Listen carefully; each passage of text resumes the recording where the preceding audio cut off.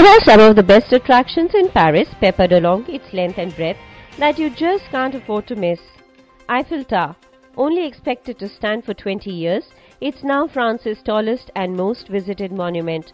From 11 p.m. every night, the tower sparkles for 5 minutes every hour with the help of 20,000 bulbs. And on the National Day of France and New Year's Eve, fireworks launched from the tower light up the night sky. Père Lachaise Cemetery. Many Doors fans make the pilgrimage to Jim Morrison's resting place, and while it was once covered in lovelorn graffiti, it has now been sanitized and is kept under guard like many other famous names. Montmartre and Sacré-Cœur. For those disinclined to walk, Montmartre is specially designed for the winding one-way streets here and takes in the Place Pigalle, Rue des Abbesses, finishing at the Montmartre Town Hall. While Montmartre was once a hub of creativity, home to Degas, Picasso and Renoir, now it is overrun with souvenir touts and overpriced eateries. Grande Mosquée de Paris.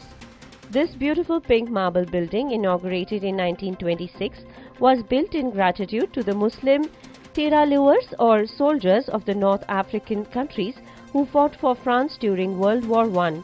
The impressive thank you present has become an urban oasis in the Latin Quarter with its stunning minarets, interlaced mosaics and lovely Moorish gardens. Château de Versailles.